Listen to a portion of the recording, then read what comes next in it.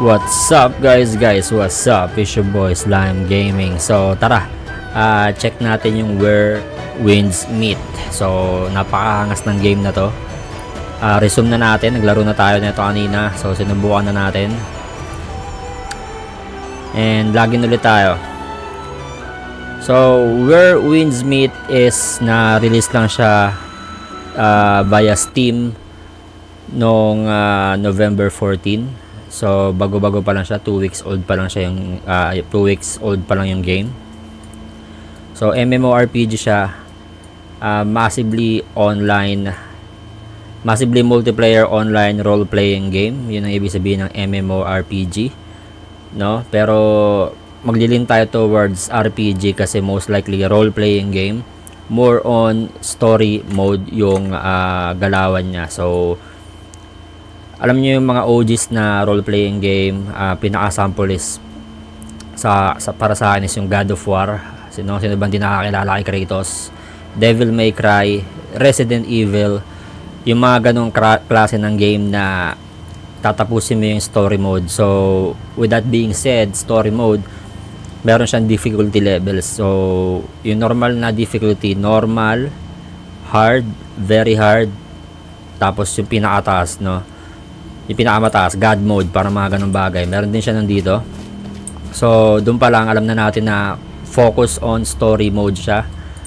And yes, RPG, kung sino sa inyo yung nakakaalala sa mga laro ng Dante's Inferno, tsaka yung God of War, ang dami nilang mga yung mga puzzle sa game na kailangan mong isolve, no? So meron siya dito, meron ng stage dito na stuck ako, and doon ko lang napansin kung ano yung gagawin para makalusot tayo doon sa map na yun, dito sa lugar na to, and gagawin natin yun sa ibang content. So nahook ako doon sa ganung part kasi alam mo yun, para buwabalik tayo sa mga dating game ng MMORPG or RPG games.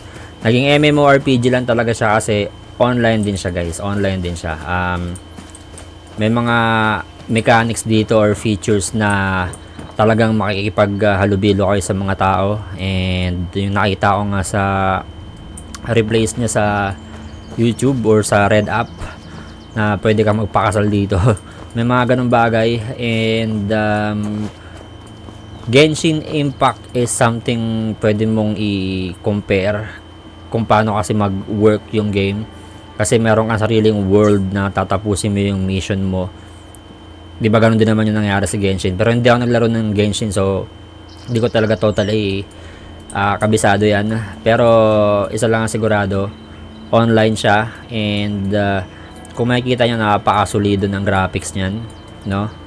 And kakatapos lang natin mag-upgrade ng graphic card. So ito yung pinakaunang game na gusto kong matry sa PC ko. In-stream mo siya kanina. Medyo na-stuck ako sa isang stage dito sa stage na to, pero tatapusin ko to mamaya. Then ito, tinan nyo to. Ito yung isa sa mga interesting na features niya. Ayan, nakikita nyo yung puti na yan, signpost. Pag kinilik mo, ayan yung mga taong nagawi dito sa lugar na to. Then nag-iiwan sila ng mga tips kung paano tapusin yung mga quest dito. And ito, puzzle tong ano na to, Northern Vow puzzle. Kailangan mo sindihan yung mga apoy na yan. So tsaka ko na ipapakita. And kung makikita nyo, napaka-smooth ng graphics, guys. Sobrang natuwa naman ako dahil tingnan nyo naman,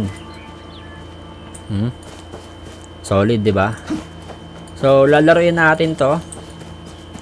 Tingnan natin kung hanggang saan tayo abutin. And gusto ko makita yung mga mechanics. And based tong game na to sa China, no, Chinese game. Siyempre translated na siya ngayon. And parang sinaunang panahon yung story niya, yung storyline niya, which is napakaangas. May mga treasure, may mga mechanics, may mga martial arts post kang i-unlock para magkaroon ka ng bagong galawan. And kakalaro ko lang, so interesado akong i-explore, tapos makita yung mga mangyayari pa, no? Napakaangas ng graphics, guys. No, anong maangas dito lalo? Free to play siya, no? Hindi siya babayaran. Download mo lang siya sa Steam. Free to play siya. Ang angas niya, putik yan. Putik nga, ayun, oh. Wow. For real. Hahangas.